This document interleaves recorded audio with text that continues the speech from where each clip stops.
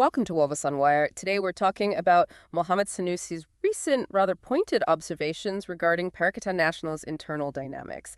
It's quite a look at what happens when maybe the money runs out or seems to be running low for some, but the ambition definitely doesn't, and, what that really means for coalition politics here in Malaysia. We've been seeing these comments emerge quite strongly, actually, suggesting there's maybe a brewing storm within Perikatan Nasional, particularly around, well, financial backing and leadership questions. Sanusi, being a key leader in Parti Islam Saya Malaysia, PAS, you made a very direct observation. The feeling seems pretty clear. If a partner isn't putting in the, let's say, substantial resources needed for election campaigns, and perhaps they shouldn't be expecting to dictate the leadership, especially, the top job. Well, what's really fascinating here, I think, beyond just how direct it was, is the core tension this highlights. It's not just a throwaway comment, is it? It feels like a strategic statement about this perceived imbalance, an imbalance of burden versus aspiration within the coalition. Some partners, from this perspective, are kind of seen as, well, just showing up to compete, without contributing the necessary financial muscle or logistical backup. Yet, despite this perceived lack of contribution, they still seem to harbour pretty significant political ambitions, including aiming for the Prime Minister's chair. This really changes the power dynamics, doesn't it? It suggests that maybe financial investment is becoming, or is seen as, a prerequisite for leadership legitimacy. Does that kind of financial dependency inevitably lead to a hierarchy, where the biggest spender gets to call the shots on policy and leadership? It raises a really critical question, I think, about democratic representation within an alliance itself. That's a powerful point, and it goes beyond just, who's footing the bill right now. So, okay, with that context, while Sanusi didn't explicitly name names, let's be honest, the political grapevine here is pretty clear who these remarks were likely aimed at. We're talking about a party seen as relatively new, maybe lacking that deep grassroots network, and crucially, the financial muscle that some of the more established partners have. Right. And if we connect this to the wider political scene in Malaysia, it certainly looks like a pointed message towards Parti Pribumi Bersatu Malaysia. Bersatu. Well, it's a younger party compared to Parti Islam Saya Malaysia, obviously. And it has often faced scrutiny, hasn't it, regarding its reliance on PAS's, frankly, extensive ground machinery and financial support. See this particularly in states like Kedah, Kelantan, Terengganu, Perlis, places where PAS's influence is really deeply embedded.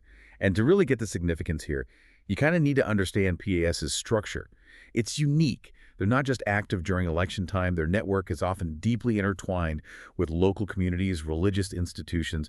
It gives them this constant presence, this ideological backbone that, well, newer parties like Bersatu, which maybe relied more on personality, they just haven't had decades to build that same kind of deep social capital. That's a really important distinction. It's not just about numbers, it's about that embedded structure. Exactly. And that translates directly into logistical and, yes, financial support. So it raises that crucial point again.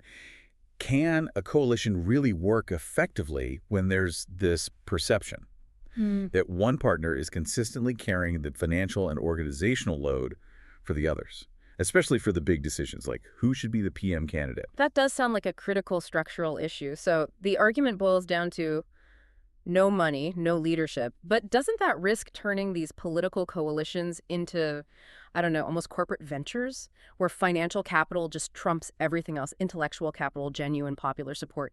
Is that really a sustainable model for a democracy, especially when you think about the sheer cost of campaigning here? And this is where it gets really interesting because, wow, the costs of running an election in Malaysia are no joke. We're looking at figures that, frankly, paint a very stark picture. Oh, absolutely. The financial reality is just staggering. Estimates suggest a single parliamentary constituency, just one, could cost up to, what, 1 million ringgit to campaign effectively? 1 million ringgit. Yeah. And even a local branch, just to keep its operations running, doing outreach, Yeah. that needs at least 120,000 ringgit. Wow.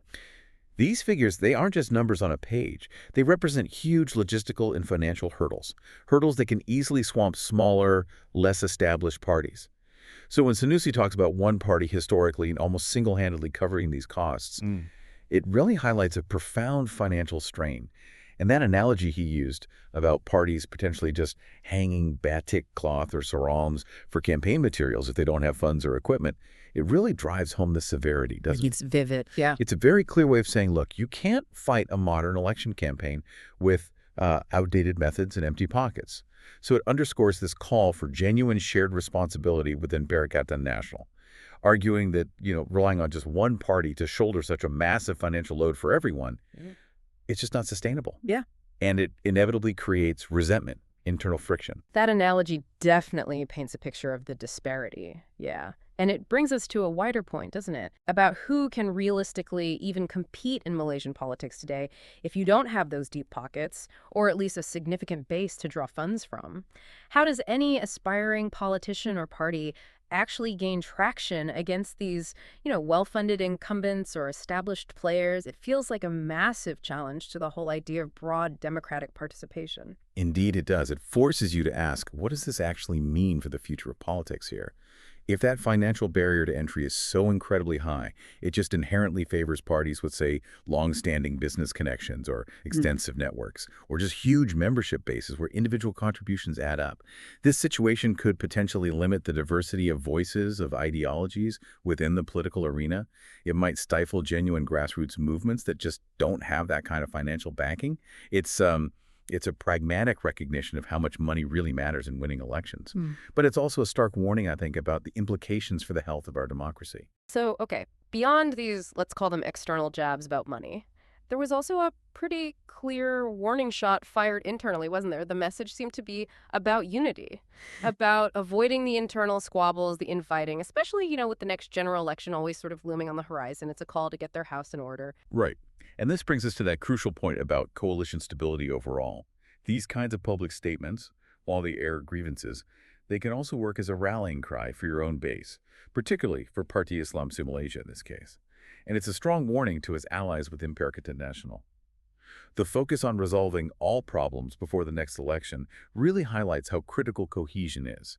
For Perikatan Nasional, navigating these underlying financial and leadership tensions, while also trying to maintain internal unity within all its component parties, Parti Islam Malaysia, Parti Pribumi Bersatu Malaysia, and Parti Gerakan Rakyat Malaysia, that's going to be absolutely crucial for their future election performance. The landscape is just so competitive, isn't it? Any visible crack in unity can be, and likely will be, exploited by opponents. So the challenge for Perikatan Nasional is how to address these fundamental issues: burden sharing, leadership ambition, without letting the disagreements derail their collective momentum. How important do you think that visible unity really is for a coalition's success, even if you know there are these unresolved financial issues bubbling underneath? That's a really interesting question. Visible unity. I think it can be a very potent psychological tool in politics. It projects strength, stability, reassures the electorate, maybe, regardless of the squabbles happening behind closed doors. But if those financial disagreements aren't genuinely tackled, then any outward show of unity is just, well, it's a facade, isn't it? Yeah, temporary at best, maybe. Right. It probably means these tensions will just resurface, maybe even stronger at critical moments, like during seat negotiations or, leadership picks after an election. Ultimately, I think sustained success for a coalition probably needs both. It needs a genuine resolution of the core problems and that perception of harmony. So the question becomes, can Perikatan Nasional actually afford to let these financial and leadership issues just fester? Or will they be forced to confront them head on before the next election? Well, that's all the time we have for today's discussion on Wawasan Wire. We've certainly uncovered quite a lot about the intricate and, often tense financial undercurrents of political alliances here in Malaysia.